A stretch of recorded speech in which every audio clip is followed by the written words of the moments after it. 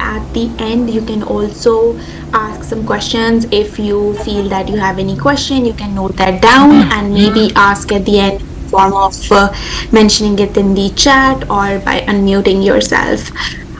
So basically, Erasmus Mundus Scholarship is a program that is run by European Union, and it is a joint master's degree. So usually the master's in Europe is 1 year, but this degree includes two master's degrees, and it is basically it was started to make sure that a lot of people from all different parts of the world could come to EU, get an education, and maybe get a job here as well.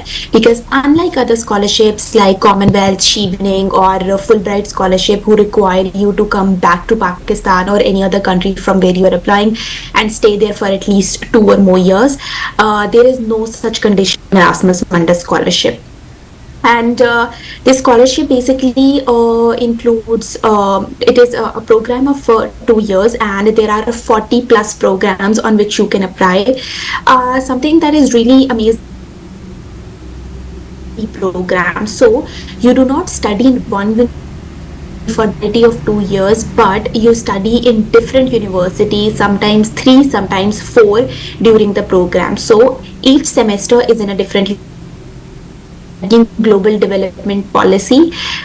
It is semester going on right now. I am in Olomouc, Czech Republic for my first semester, and for the second semester I am going to move to France. For the third semester I'll move to Italy, and for the fourth semester I'll have my research stay or an internship at any of the program institutes of this scholarship program that can be inside of EU or outside. So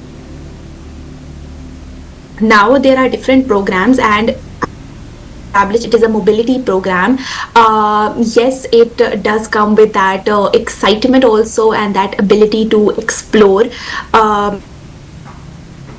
areas.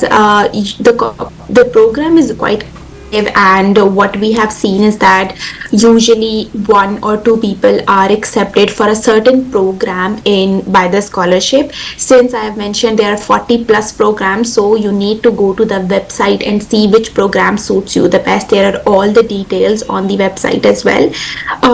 Again, it's quite competitive, but something that I really love about this program is that you get to meet people from all different parts of the world. In our class, there are 22 people, and each one is from a different country. And so, there is this mix of different cultures. You get to meet people, you get to eat their foods, you get to make friends from all different parts of the world. It is really exciting. Also, since it also comes with a lot of opportunities to network with the people, again, that really helps after your degree is completed as well. But something that I really like about the program also is the fact that you get a lot of opportunities to travel, because it's a mobility program. There are at least 3 to 4 countries in which you get to live for the entirety of the program. But in addition to that, since there is very little restriction and mobility when it comes to traveling inside of EU, so you can easily catch a bus or a train and visit all different countries in EU. The program actually, so there are 2 different types of programs in Erasmus Mundus. Some of the programs have the mobility route decided, as in this program that is called GLODEP, but also I need to mention that GLODEP is not accepting applications this year. They will continue their applications in 2024. So as in this program, our mobility route is pre-decided by the university. So it's on the universities on the Erasmus Mundus website that which are the countries to which we need to move to. But there are some other programs. For example, there is a program called GEMA, in which there are so many universities enlisted, and you need to choose which universities would you like to go to. And there are so many other programs like this. For some universities, the mobility route is already chosen for, but in some universities you need to choose the mobility route. There are a majority of the programs you can apply to them on the basis of IELTS. So you will need to take IELTS before your application. That is mandatory. A lot of people say that you can provide an English proficiency certificate from a professor or anything like that. I have never seen that work for anybody. So if you're really into applying, start preparing for your IELTS as well, because IELTS is mandatory. Having said that, there are certain other programs which are not taught in English. So when you go to the website and you're looking for the programs, you need to see if the certain program is taught in English as well. Majority of the programs, I'd say like 80%, they are taught in English, but you also need to keep an eye if a certain program is taught in English or not. For example, I'll also again take the example of GEMA program.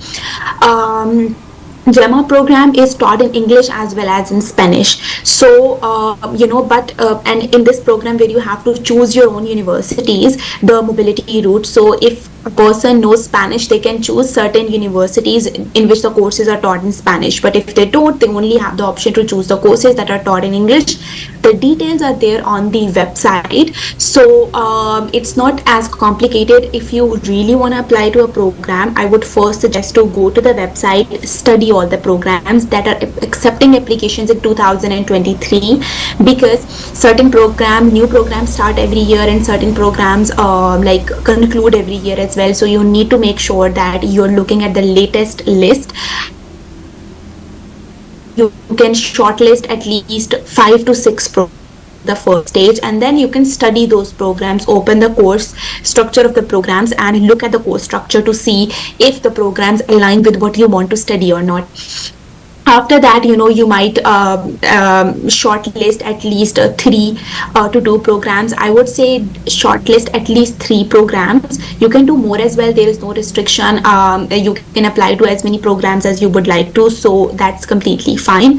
So after shortlisting the programs, so you can start studying those programs more. What are the requirements? Something that really helped me was the fact that while I was shortlisting the programs,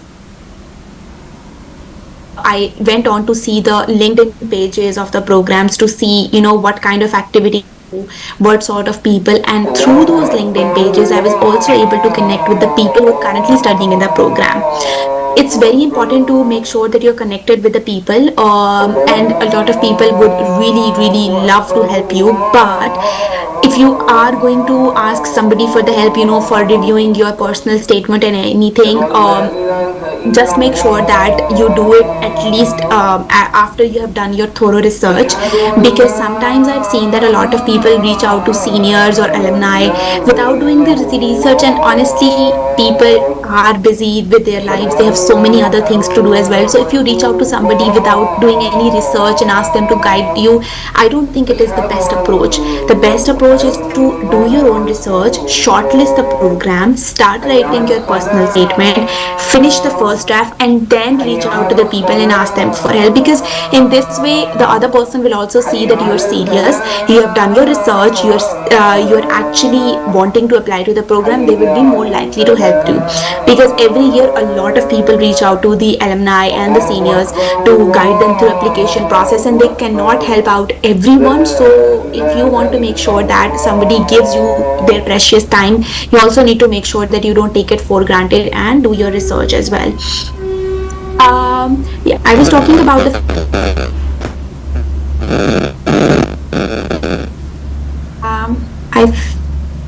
I please request you to mute yourself, please. Okay.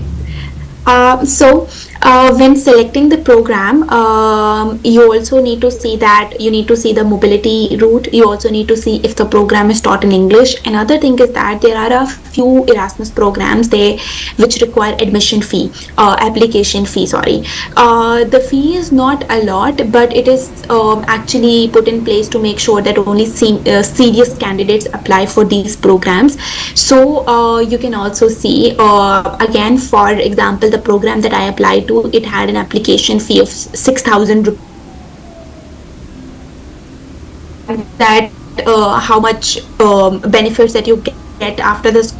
I don't think this application fee is a lot, but I only applied to one program that had an application fee, because again, money applying to all the programs with the application fee, but you can apply to at least one program if you're really serious about them, because it's really helpful, because the application fee is actually put in place to screen out the serious and non-serious applicants, because we see every year a lot of people um, don't really apply for a certain program, but they just want to apply to like multiple programs to increase their chances. So that is in order to discourage that, some Erasmus programs have an application fee. So you have to consider like a couple of things, as I mentioned before: mobility route, to see if the courses are taught in English, and if not, to make sure that you're applying to the right programs. Other that The eligibility criteria actually entails you should have completed your bachelor's. There is no particular work requirement, but if you have work in any, it includes paid work as well as volunteer work. So having work experience really increases your chances. Other than that, you should have a IELTS score of 6.5 or higher. So if you are really serious about applying to Erasmus program, I would really encourage you to start preparing for your IELTS like right now, so that you increase your chances of being accepted to the program. In addition to that, Erasmus, because for each program they only accept one, in some exceptional cases, from one country. So you can see how competitive this can be. So GPA matter a lot.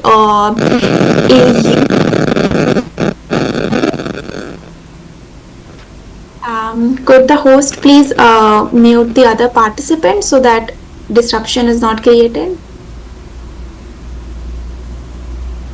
Okay. Yeah, I just Thank you. Moving forward, so GPA does matter a lot. If you have 3.5 or higher GPA, I think it's gonna work well for you, but GPA is not the only thing that matters.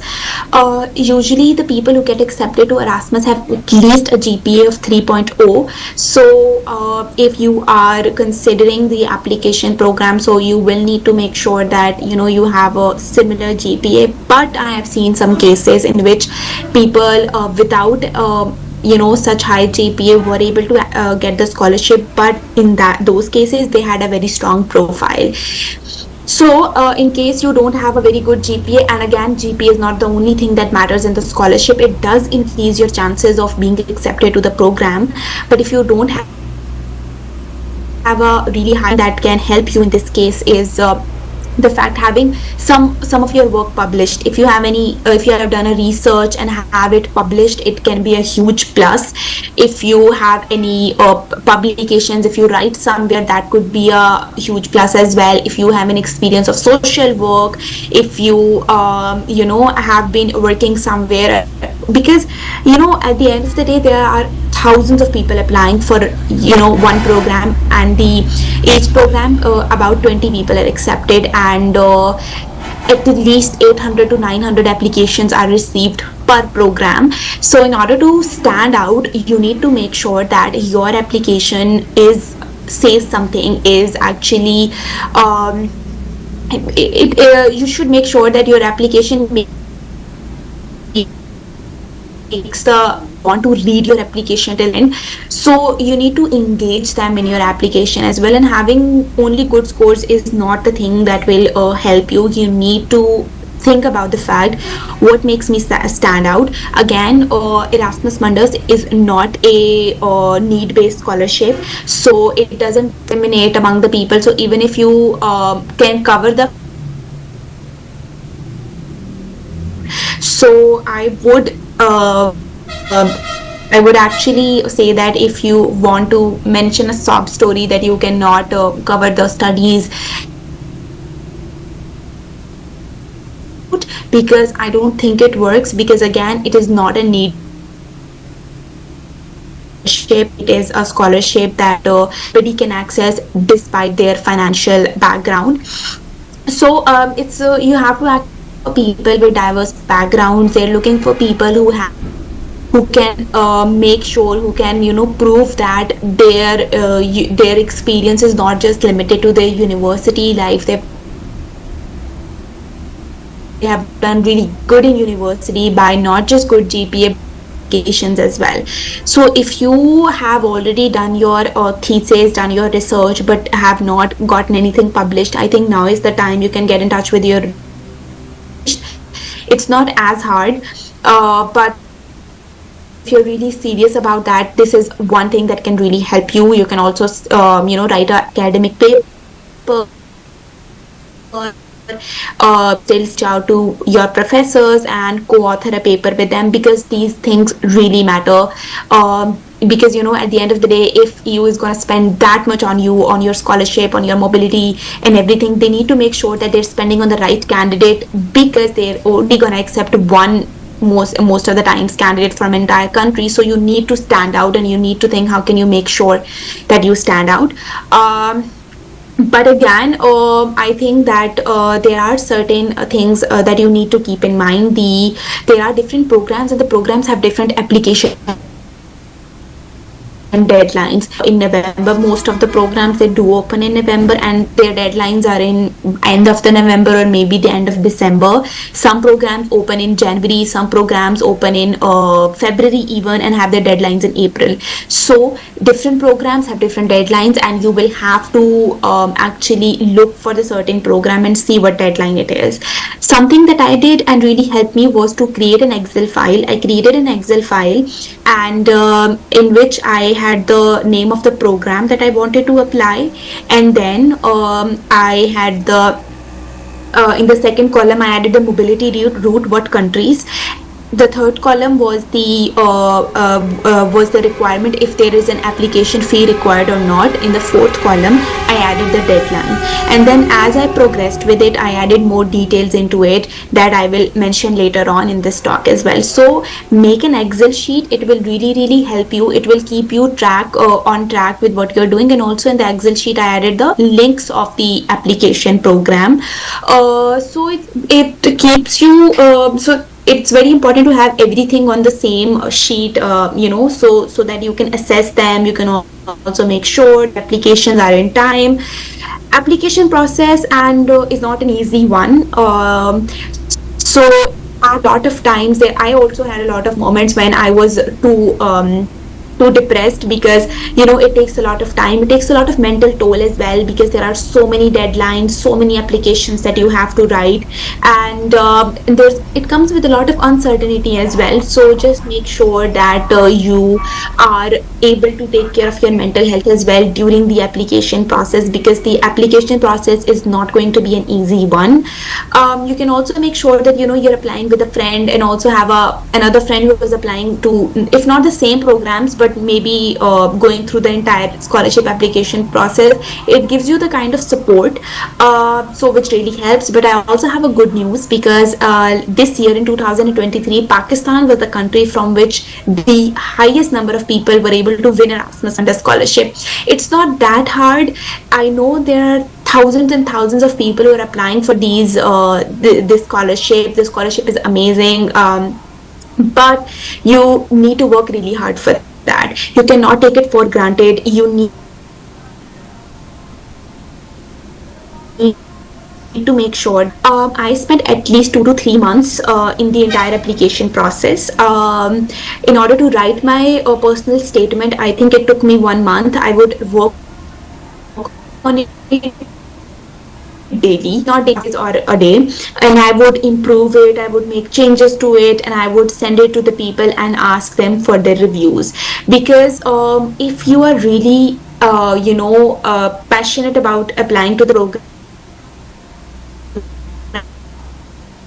and you really want, you need to set time aside for it. You cannot take it for granted. You cannot start the application process 1 or 2 weeks before the deadline.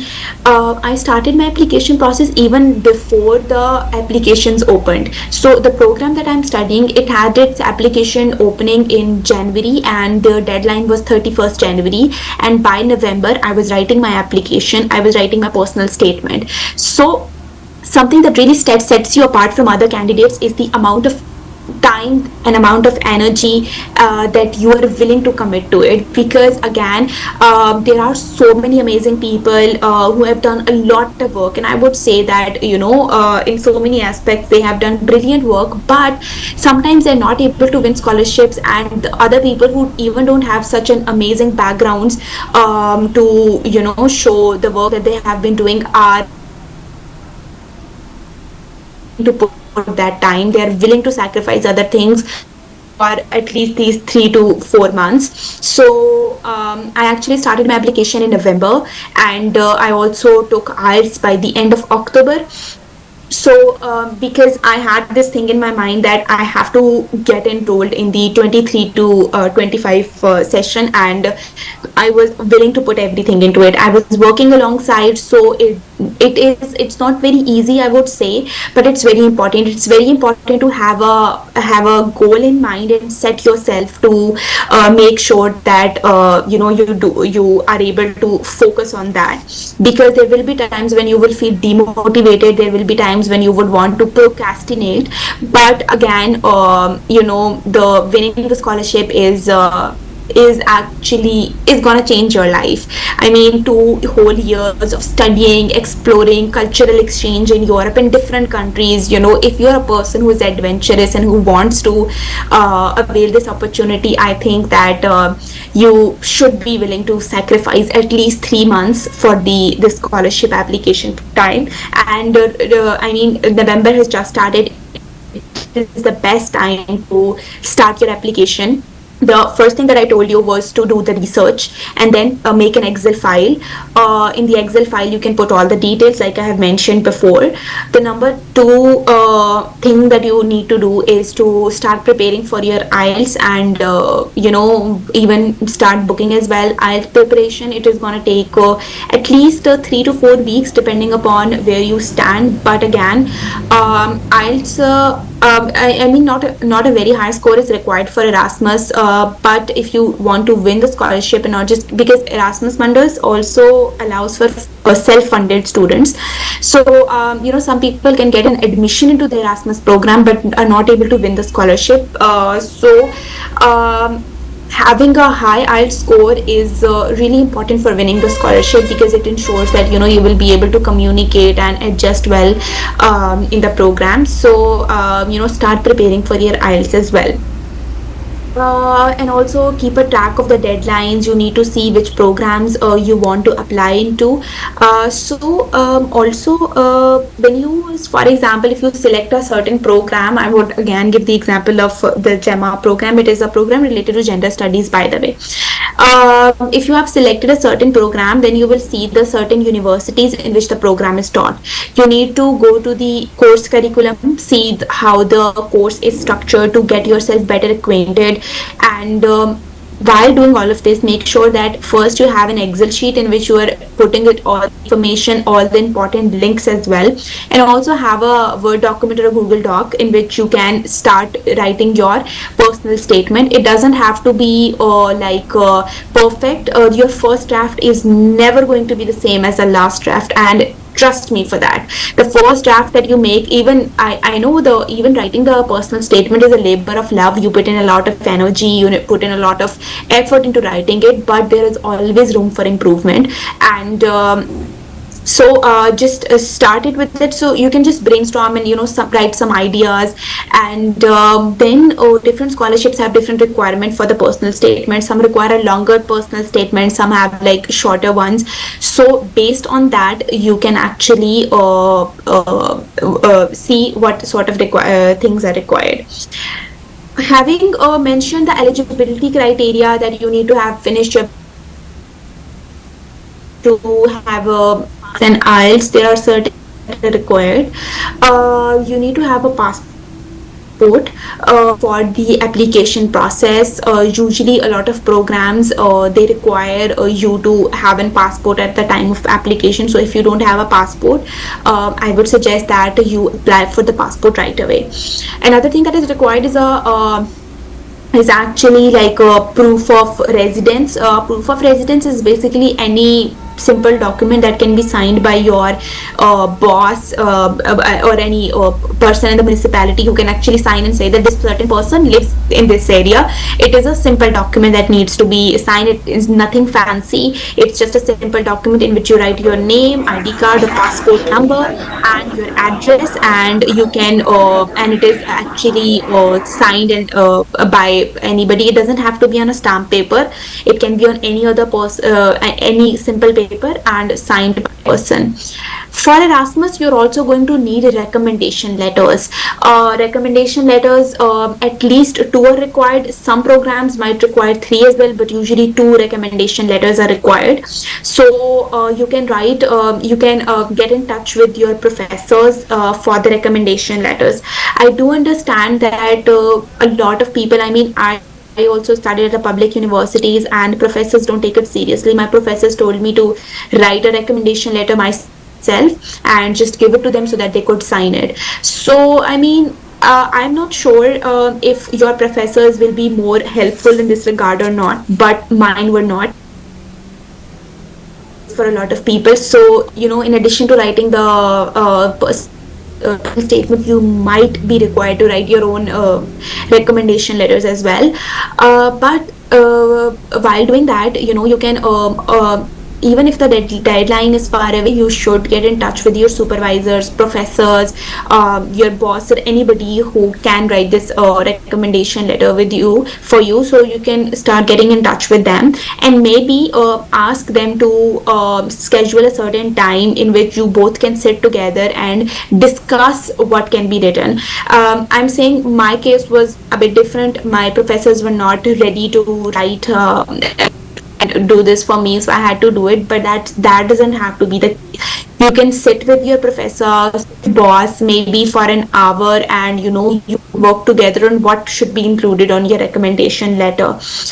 This is also very important because if the language of the personal statement and the recommendation letters is very much alike, your application might get rejected because sometimes it's quite visible that the same person has written the recommendation letters and has also written the personal statement. So this might not work very well for you. So it's recommended that you get in touch with your boss or any person who is writing the letter of recommendation for you, and you work with them. It also, for multiple programs, you can edit those letters a little bit and apply for use the same letters in different programs by editing them. The recommendation letter has to include and try to make sure that both recommendation letters don't say the same thing. If it says different things, it's also better. So if you're getting because when I was applying, I got one recommendation letter from my thesis supervisor, who was also head of the department. So also make sure that whom are you asking for the recommendation letter. If they are a professor, that helps, but you also need to make sure what profile do they have. Do they have a huge say?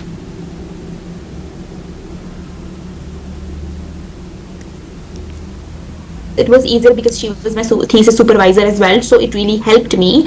The second person that I asked for the was actually this person with whom I had been working for a couple of months, and he runs a publication house, and he has also like a lot of amazing experience, has won scholarships himself abroad and has been studying abroad, and has been able and is very well connected with a lot of, because he runs a publication house, so very well-known authors all across the world. So it was a person who was well-known in the country and abroad. So I think this is something that helped. And also for my academic reference, like from my university as the head of department, this is also something that worked well for me. So you need to make sure that and you need to think that, am I asking for the recommendation letter? Do they have a strong profile themselves or not? So it is also very important.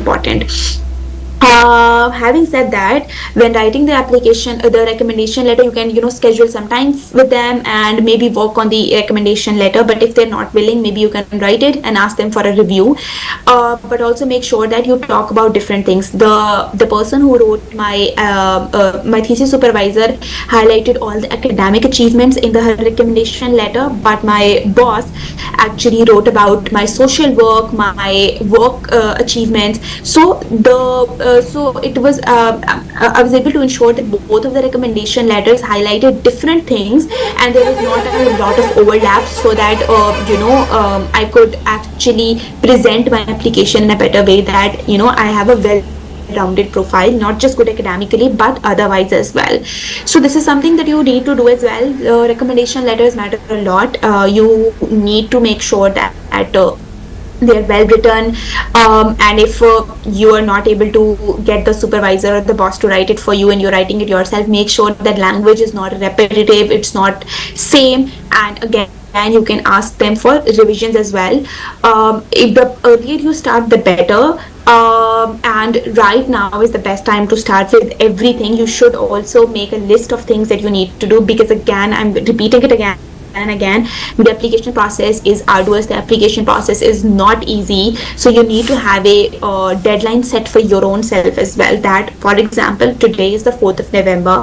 What do you want to have done by the 6th of November? You need to have I'm just giving an example. You will make this deadline for yourself. You need to have researched, for example, by the 6th of November, to have your initial research, and maybe make the Excel sheet of 12 programs per se, and then you can review among which programs you want to go for. Maybe you can by 6th of November you can reach out to your professor and just tell them that, or any other person who's going to write your recommendation letter, that you are interested in applying this program and you might want a recommendation, and just start this conversation with them. Maybe by the 6th of November you also should research about IELTS. How much time do you require for that? Manage the financing for the IELTS as well, and also make sure that till what date do you want to take your IELTS.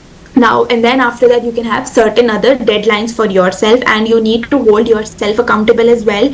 Again, it's better to do with a friend, so that you can hold each other accountable, and also try not to miss those deadlines that you set for yourself, because it's if you miss one deadline that you have set for yourself, you'll keep on missing the others as well, because this is the relationship that we have with our own selves. So we need to make ourselves accountable, that we are able to do that, and have a certain deadline set. You should have your first draft of application of your essay ready before a month. That is what I would say, because that will allow you to have a lot of time. When you are applying for the program, do not apply on the last date. Usually the servers are down because people from all over the world are applying. You should apply at least 3 to 4 days prior to the deadline. So even if any of your document is missing, or if anything is not available at the moment, the screening committee can reach out to you and tell you to attach those as well. So it's very important to set deadlines for yourself and adhere to those deadlines as well. I think I have shared a lot of information as to what to do, but now I want to tell a little bit about what Erasmus offers. So Erasmus offers actually if selected for the program, and that I'm really hoping that some of you definitely will get accepted if you put yourself into it. It is competitive, but it is not something that is not achievable. So first of all, the stipend is good enough. You get 1,000 euros monthly for your stipend. Your tuition fee is covered by the consortium. The EU consortium covers your tuition fee. You don't have to engage anything for that. For the 1,000 euros that you receive as a stipend, I think they work well.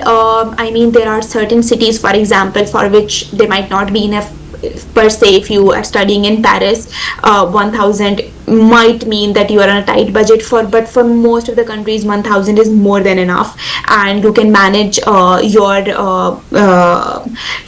day-to-day expenses from that. 1000 euros you have to cover the your housing, and you also need to cover your eating expenditures. If you want to travel something, that is also covered with that. But at the start of the program you're going to receive 3000 euros.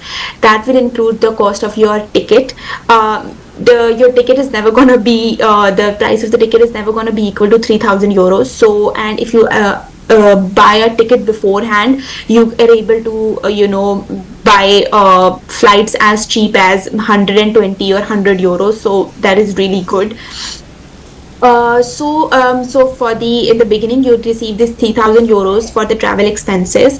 You will also receive 1000 euros for the expenses that occur before the application process. For the visa process you do not have to spend any money. All the Erasmus students are given the visa. They don't have to submit any application fee for the visa. And also something that's really good is that they put you in student mode. So usually the visa application takes 3 to 4 months, but for Erasmus students it takes 30 to 40 days, because they put you in a student mode, because university reaches out to the embassy and they put you in a student mode so that you don't have to hassle that much. But you need to make sure that all your documents are ready, all your degree, your transcript are attested, your the police certificate, and these certain things are required, but that comes after you get accepted. But a lot of documentation is required, and you do need to spend a bit of money. But then again, for me, I had to spend money traveling to Islamabad again and again, getting the documents attested from different places. So but again, the expenses were nowhere near 1000 euros. So there is this 1000 euros that covers the initial expenses, 3000 euros that covers the travel, and 1000 euro monthly. After 1 year you receive another 3000 euro for the travel.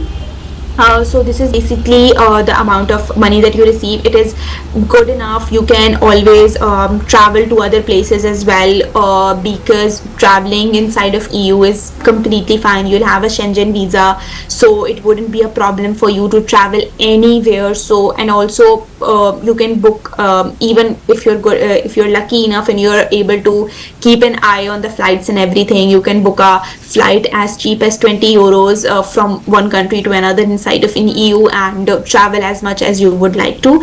So from the financial aspect it is good. And also to mention that the finances that I have mentioned are for the Erasmus Mundus Joint Master's degree program. There are certain programs that are Erasmus Plus, in which in those programs you get 1400 euros monthly, but you do not get a 3000 euro initially for the travel expenses, and that is but you get 1400 every month. So this is still better than the Plus program is a bit better than the other one, because if you look at overall you get more money to cover your finances.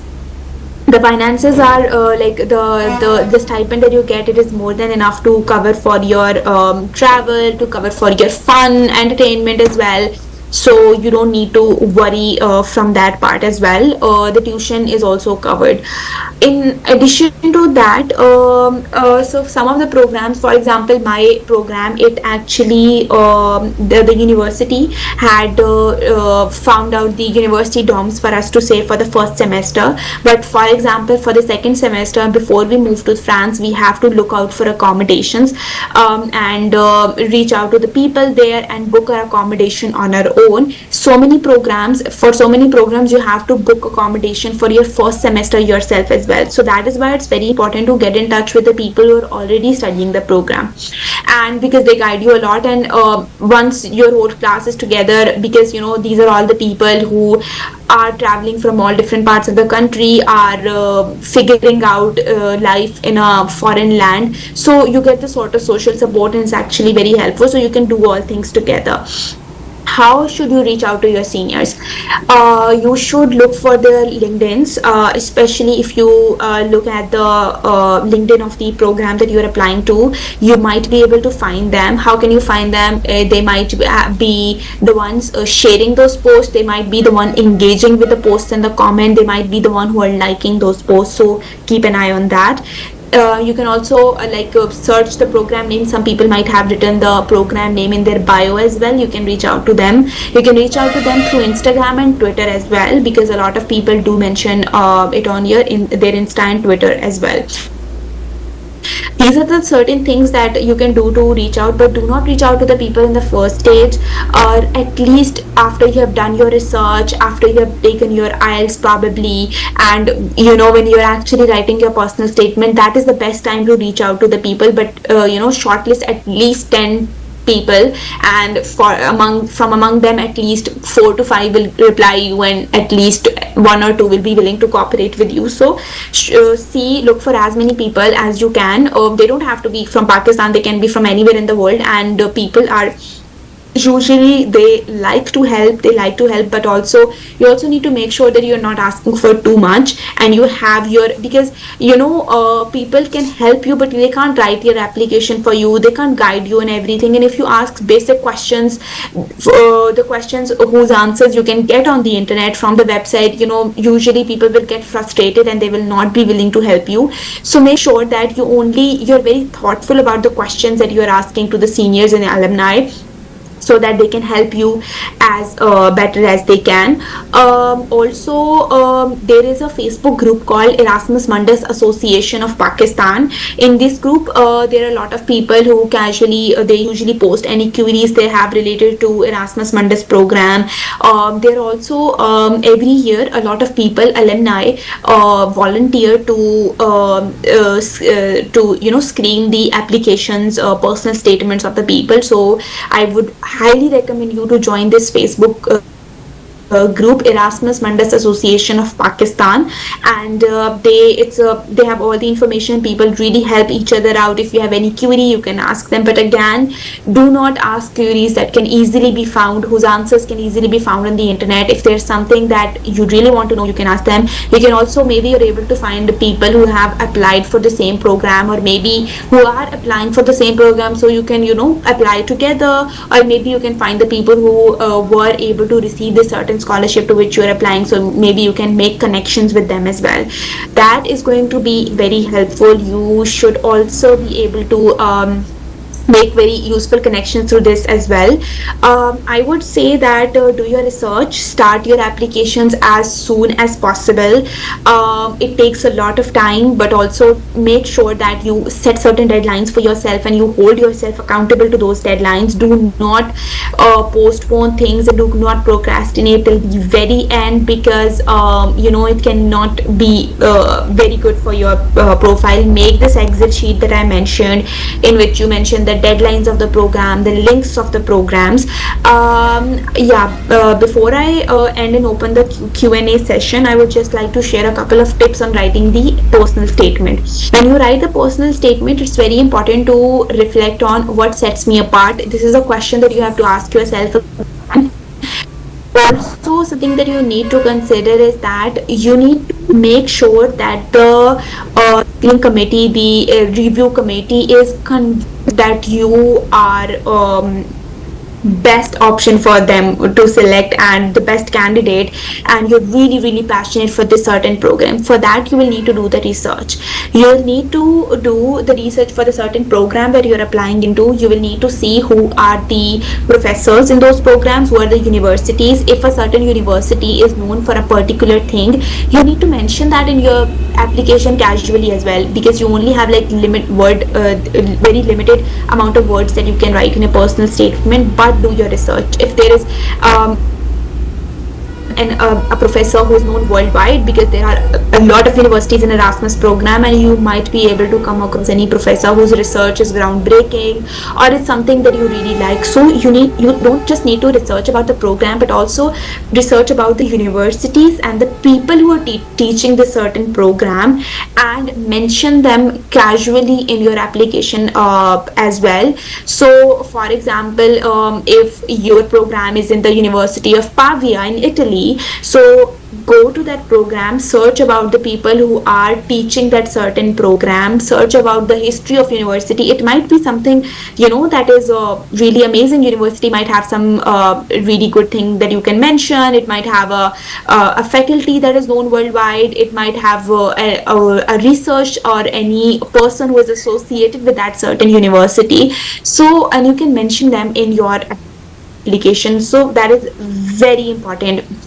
For every program that you choose, you should have at least a couple of people and a couple of faculties, programs, something that really strikes you about them. You should be able to mention them while writing the application. Maybe you can shorten them, because when I was doing the research, I was able to find a lot about the professors, about the certain areas, and it might totally be possible that a university doesn't have a lot of history, but the place where the university is might have a very rich history. So you can mention one of these things, but don't mention the aspect of tourism. Mention it from the aspect of knowledge and experience and academic experience that you hope to gain from them.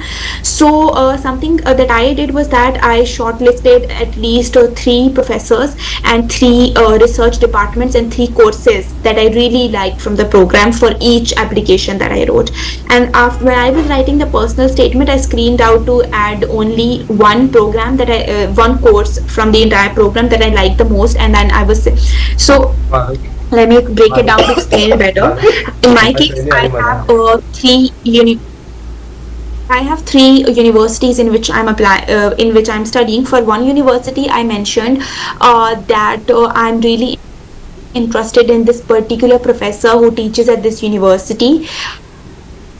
And that was for the Palatsky University where I am right now. For my university in France, I mentioned a particular course that I am interested in, and that also reflected that I know well about the program. For my third university, which is in Italy, which is Pavia, I mentioned the history of the universities and why I really look forward to studying in this university. So you can take this approach.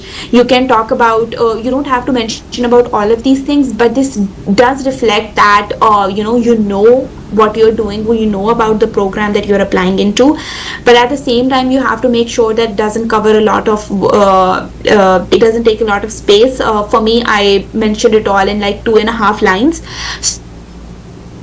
So because you have to say so much in so little words, so it's very important. You have to be very smart when it comes to playing with the word. That is why your first draft of application is never going to look the same as your last draft. So you need to work on it constantly. You need to improve it. And if you ask somebody for improvement, and I do understand that when we write something, when we write a personal statement, which is a labor of love, we might get defensive when somebody points out mistakes in them. So it's very important that you do not get defensive. You approach them from a open mind and a mind to improve. Because if somebody tells you to improve something in your letter, and I do know that people write it with a lot of effort, so it's very important to not get defensive and take that feedback as a constructive feedback and improve, because at the end of the day, the scholarship is worth it, the experience is worth it, but you should be willing to compromise at least a couple of months to make sure that you are able to make the best out of this experience. I think that is from my side. Now we can have a question and answer session. You can also mention the questions in the chat box or raise your hands. Yeah.